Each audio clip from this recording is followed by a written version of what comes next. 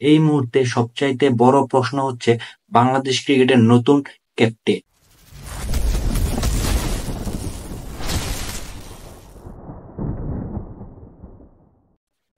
Test ক্রিকেটের challenge আপাতত শেষ, এখন টি-টোয়েন্টিতে মনোযোগী হবে বাংলাদেশ।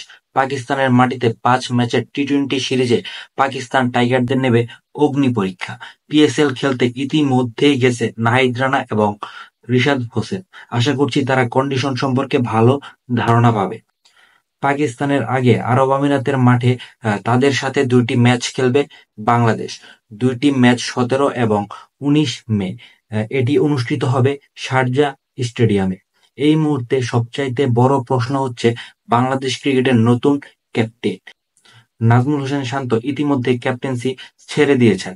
সবশেষ সিরিজে লিটন দাস দারুণ নেতৃত্ব দিয়েছে। তাহলে কি সেই পাচ্ছেন ক্যাপ্টেন্সি, নাকি দারুণ ফর্মে থাকা মেহেদী হাসান মিরাজের কাঁধে উঠছে ক্যাপ্টেন্সির দায়িত্ব? কেননা গত টেস্টে আমরা দেখেছি নাজমুল হোসেন শান্তকে ডিসিশন নিতে সবচাইতে বেশি সাহায্য করেছেন এই মেহেদী হাসান মিরাজ। বিশ্লেষণে বলা যায় লিটন দাস না হয় মেহেদী হাসান মিরাজ, যে কোনো একজনের কাঁধেই উঠছে বাংলাদেশের টি-টোয়েন্টি দলের দায়িত্ব।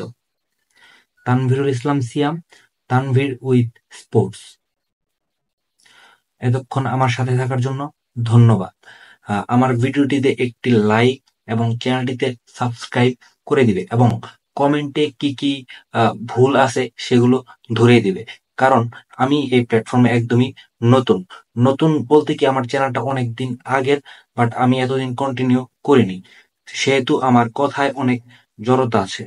তো কোথায় কি ভুল আছে, কিভাবে আমি ভিডিওগুলো ভালো করতে পারি, সেই উপদেশ আমাকে কমেন্টে দিবে। আজকের মতো এইখানেই। সবাইকে ধন্যবাদ। আল্লাহ হাফেজ।